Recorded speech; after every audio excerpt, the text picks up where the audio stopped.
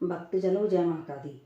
बसंत पंचमी क्यों और कब मनाई जाती है? बसंत पंचमी माघ शुक्ल पक्ष पंचमी को मनाई जाती है। इसे श्री पंचमी भी कहा जाता है। इसी दिन से बसंत ऋतु का आगमन होता है। इसे ऋतुओं का राजा माना जाता है।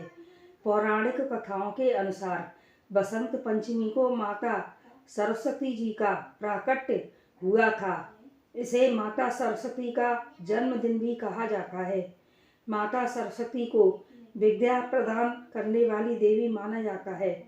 यह दिन विद्यार्थियों तथा संगीत, नृत्य, कला आदि की शिक्षा प्राप्त करने वालों के लिए बहुत ही महत्वपूर्ण है। इस दिन विद्यार्थी तथा संगीत, नृत्य, कला इत्यादि का अध्ययन करने वाले सभी माता सरस्वती जी की आराधना तथा पूजा करते हैं।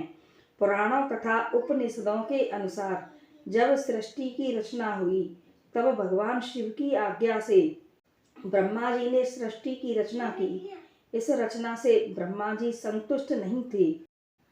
उन्हें लगता था कि यह सृष्टि की रचना अपूर्ण है, इसमें कुछ कमी सी रह गई है, जिससे चारों ओर मौन छाया रहता है।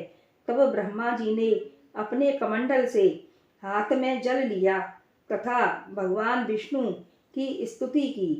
तब भगवान विष्णु ब्रह्मा जी के द्वारा की हुई स्तुति से संतुष्ट हुए और ब्रह्मा जी के सम्मुख प्रकट हुए। तो ब्रह्मा जी की इस परेशानी को सुनकर भगवान विष्णु जी ने भगवती माता दुर्गा का आवाहन किया तथा देवी दुर्गा प्रकट हुई। ब्रह्मा तथा विष्णु जी ने इस समस्या से निपटने का उपाय पूछा। तब माता दुर्गा के शरीर से एक श्वेत रंग का बड़ा भारी तेज उत्पन्न हुआ, जो कि एक देवी के रूप में परिवर्तित हो गया।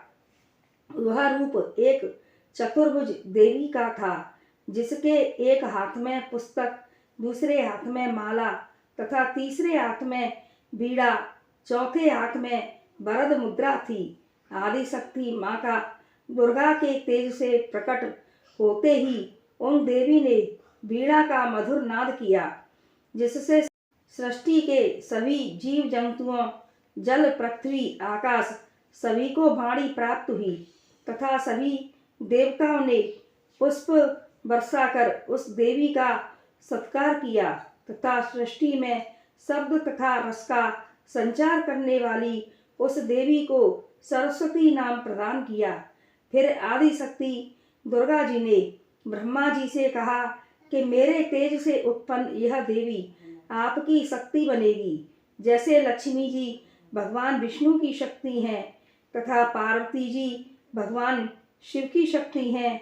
इतना कहकर वह देवी माता दुर्गा अंतर्धान हो गईं और सभी सृष्टि के संचालन में लग गए। सबसे पहले भगवान श्री कृष्ण ने जब पहली बार बांसुरी को होठों से लगाया था, तब माता सरस्वती जी उस बांसुरी में विराजमान हो गईं।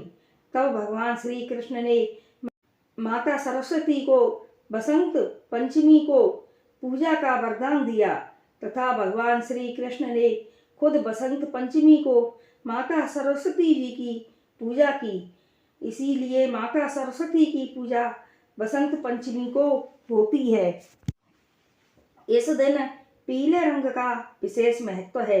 जैसे पीले रंग के वस्त्र पहनना, पीला भोजन करना, किसी भी शिक्षा ग्रहण करने का शुभारंभ करने के लिए यह बसंत पंचमी का दिन उत्तम माना जाता है। तो भक्तजनों, हमारी यह बसंत पंचमी की जानकारी, कथा, कहानी आप सभी को पसंद आई हो तो हमारे चैनल को लाइक, शेयर और सब्सक्राइब करें। जय माता दी।